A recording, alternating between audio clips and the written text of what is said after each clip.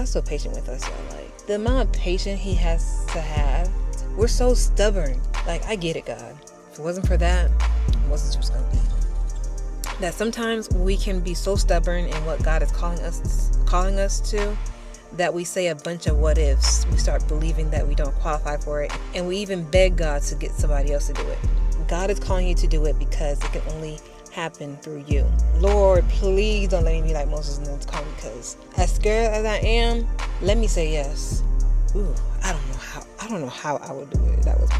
So something must have happened where Moses became stubborn again, and God was like, listen, you ain't going.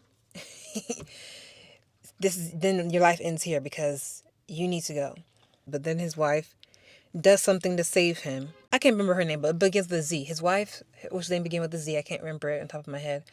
But she circumcised one of their son. I guess he wasn't circumcised, and then she used a foreskin to touch Moses' feet. But I think it's some way like passing on something over to Moses. I Googled it and I couldn't really get a direct answer.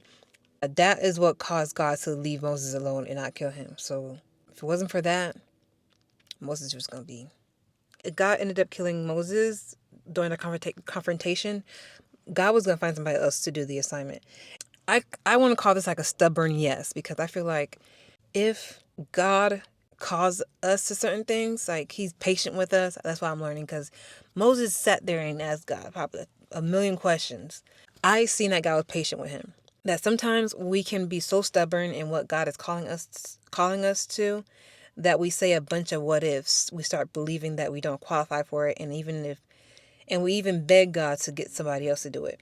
But no matter how stubborn we are, the calling is still ours.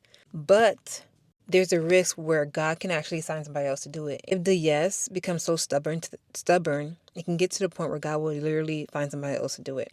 He will sometimes negotiate with us to get us to say yes. When we know we're being called to something that God wants us to do, that the opportunity still presents itself to us no matter what we do or how often we ignore it. The opportunity still comes, and I think that's the way that we know that we're being called to something from God. God's so patient with us, y'all. Like, the amount of patience he has to have, which is why I'm saying he gets angry sometimes, because we're so stubborn. Like, I get it, God.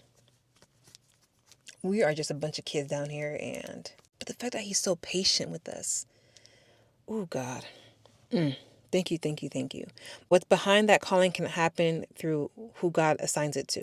It can only happen through you. Like, God is calling you to do it because it can only happen through you. Because sometimes God can push us